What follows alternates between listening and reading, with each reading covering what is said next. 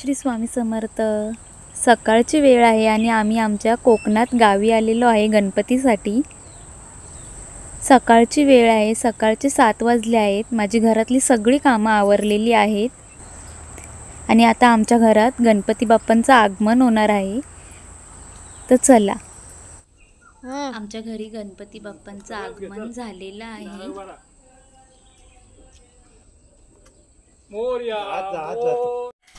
आमच्या आई मीठ पाणी काढत आहेत गणपतीवरून. आमच्यात कोकणात ही परंपराच आहे. गणपतीची कार्यशाळा लांब असल्यामुळे आमच्याकडे गणपती डोक्यावरून किंवा गाडीने आणावा लागतो.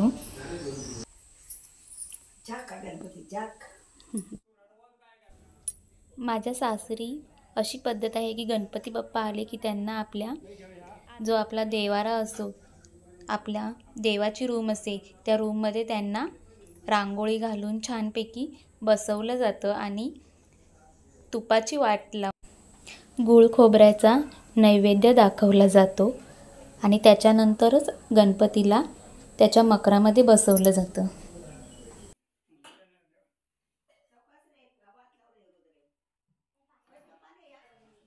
आमच्या घरची श्रींची मूर्ती तुम्हाला कशी वाटली, आवडली की नाही मला कमेंट करून सांगा.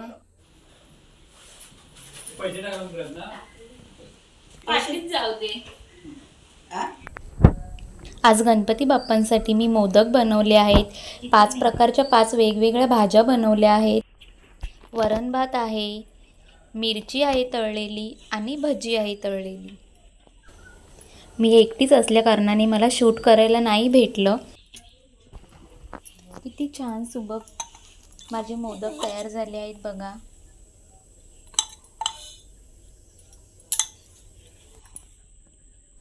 माझ्या सासूने गावठी तांदूळ चांगले धुवून सुकवून ते गिरणीवरून दळून आणलेले आहेत आणि त्याचे मी आज मोदक केलेले आहेत. एकदम छान मऊसूत असे मोदक झालेले आहेत. आपले घरचेच तांदूळ आहेत हे पिकवलेले. त्याच तांदळाची पिठी आहे बघा. किती छान सुंदर मऊसूत असं मोदक तयार झालं आहे. आमच्या सासूबाईंनी दोडक्याची आणि पडवळाची अळी घातली होती, तर त्या दोडक्याला केवढं मोठं दोडकं आलं आहे बघा. आता ह्याच दोडक्याचं मी गणपती बाप्पांसाठी भाजी करणार आहे. त्याच्यासाठी मी इथे काळे वाटाणे उकडवून घेतलेले आहेत अगोदरच.